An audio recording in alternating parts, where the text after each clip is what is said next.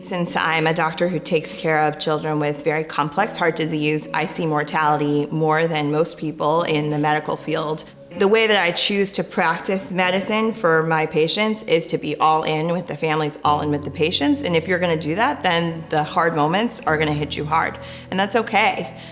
It's reasonable after spending months to years with someone, knowing them from before the time they were born until those last moments, to be really hurt.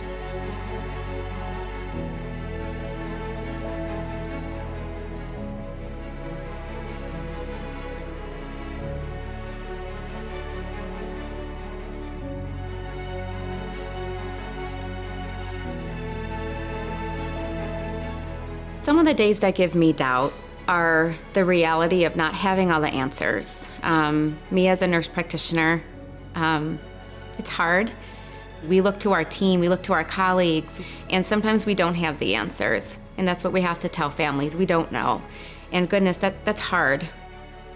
I had been a nurse for 20 years in the ICUs. Being on the other end was a little bit different because it's your child. You know all the things that could happen. You're scared, and you just want your baby to be okay. I was giving meds and she was puking all the time. Her NG was coming out all the time. She didn't gain weight. I was scared all the time, and I had twins that were 2 at the time.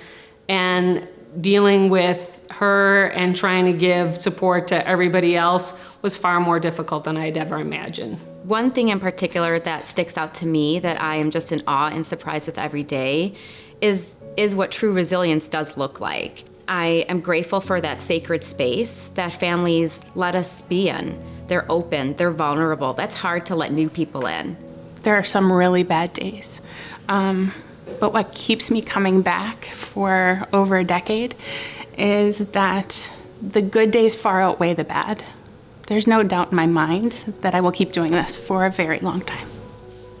Many children with congenital heart disease don't look that sick. I don't know that the vast majority of people out there realize how common it is. It is the most common birth defect.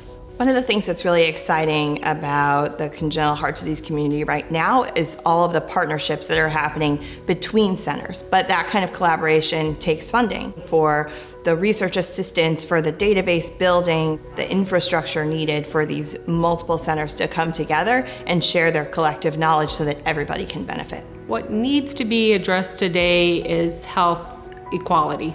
I think that we need to do a better job servicing the population of the people that we see. We need to continue to address the gaps in our knowledge and our research, and continue to fight for new and innovative approaches to care for some of our sickest patients.